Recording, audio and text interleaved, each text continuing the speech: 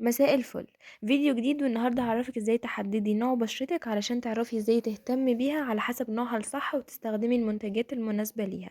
خلينا متفقين ان البشرات عندنا 4 انواع، وكمان هعرفكوا ازاي تعرفي اذا كانت بشرتك حساسة او لا. فيلا خلينا نبتدي على طول. اول حاجه احنا عندنا طريقتين نقدر نحدد بيهم نوع البشره او الوقت المناسب اللي احنا نحدد فيه بشرتنا نوعها ايه. اول طريقه وهي اول ما تصحي من النوم على طول وقبلها تكوني غاسله وشك كويس قوي. وتاني طريقه وهي ان احنا الصبح نغسل وشنا كويس قوي وبعد كده نستنى ساعه ونبدا نحدد. اول حاجه البشره المختلطه، احنا بنحسب على حسب الدهون اللي بتطلع في البشره. لو الدهون لقيتوها بعد ساعه او زي ما قلت لكم اول ما صحيتوا من النوم على طول، لو لقيتوا الدهون متركزة على منطقة الجبهة والأنف والدقن من تحت، وباقي الوش ما فيهوش اي دهون خالص، بالعكس ممكن يكون فيه قشرة او ممكن يكون انتي مش حاسة بيه باي اختلاف، فكده البشرة بتكون مختلطة. على عكس البشرة الدهنية بنلاقي فيها ان البشرة كلها مليانة دهون. لو حطينا ايدينا عليها احيانا بتطلع مادة دهنية زي الزيت بسيطة جدا.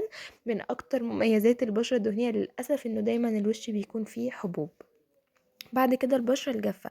البشرة الجافة بقى بنحس بقشور بسيطة على البشرة، ما بنحسش بدهون خالص، بتحسي ان البشرة بتطلع زي قشر كده، وان انتي محتاجة مية او محتاجة حاجة ترطب البشرة.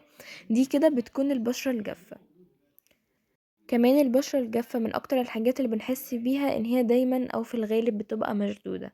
بعد كده خلينا متفقين ان برضو في بشرة عادية انت ممكن ما تحسيش باي حاجة من الحاجات دي كلها، وتحسي ان البشرة ما فيهاش اي حاجة مميزة، وبالتالي انت بشرتك عادية وتحمدي ربنا جدا على البشرة دي لانها مش موجودة كتير.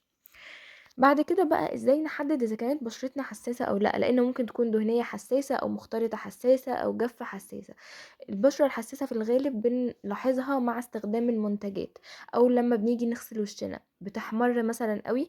اي منتج بنستخدمه جديد البشرة مش بتستحمله بتتحسس منه. اول ما بنستخدم منتجات عناية كتير بنلاقي البشرة باظت. دي كده البشرة الحساسة. وبكده اكون عرفتكم على كل انواع البشرات، واتمنى الفيديو يكون فاتكم، واستنوني في الفيديو الجاي.